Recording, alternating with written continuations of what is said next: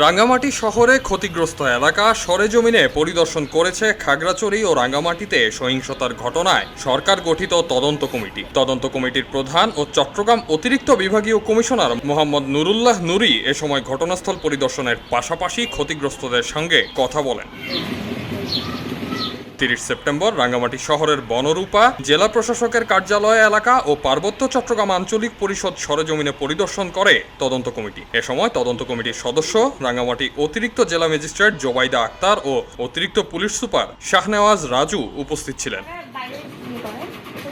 গেল 18 সেপ্টেম্বর খাগড়াছড়িতে গণপিটুনিতে মামুন নামে এক যুবককে হত্যাকাণ্ডের জের ধরে 19 ও 20 সেপ্টেম্বর খাগড়াছড়ি ও রাঙ্গামাটিতে সাম্প্রদায়িক সহিংসতা, অগ্নিসংযোগ ও ভাঙচুরের ঘটনা ঘটে। এতে খাগড়াছড়িতে 3 জন ও রাঙ্গামাটিতে 2 জন নিহত হয় এবং আহত হয় শতাধিক। এসব ঘটনা তদন্তে 26 সেপ্টেম্বর 3 জেলার অতিরিক্ত জেলা ম্যাজিস্ট্রেট ও অতিরিক্ত পুলিশ সুপারকে নিয়ে 7 সদস্যের তদন্ত কমিটি গঠন করে চট্টগ্রাম বিভাগীয় কমিশনার। কমিটিকে আগামী 2 সপ্তাহের মধ্যে বিভাগীয় কমিশনারের কাছে প্রতিবেদন দাখিলের জন্য বলা হয়েছে। সংগঠিত সহিংস ঘটনার প্রকৃত কারণ অনুসন্ধান, ঘটনার সঙ্গে জড়িতদের চিহ্নিতকরণ এবং ভবিষ্যতে এই জাতীয় ঘটনার পুনরাবৃত্তি রোধে যথাযথ সুপারিশ প্রণয়ন করবে এই কমিটি।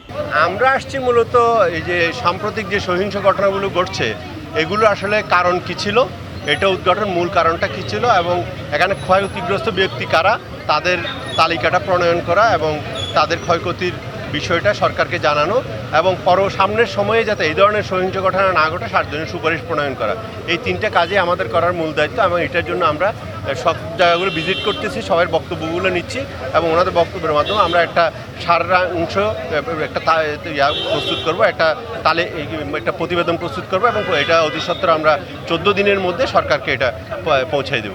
এর আগে 29 সেপ্টেম্বর খাগড়াছড়ির দীঘিনালায় ক্ষতিগ্রস্ত এলাকা পরিদর্শন করে তদন্ত কমিটি।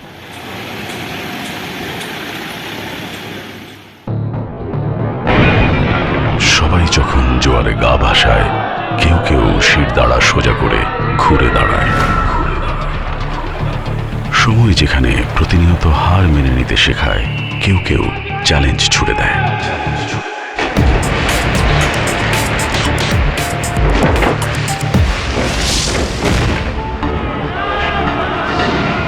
পক্ষপাতের ভিড়ে আজ থেকে কোনো পক্ষ নয়, খবর হবে নিরপেক্ষ।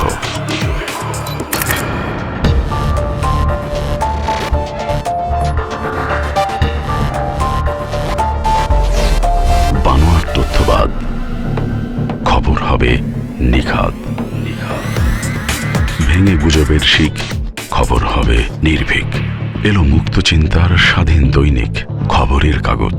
এখন খবর হবে নিখাদ, নির্ভীক, নিরপেক্ষ।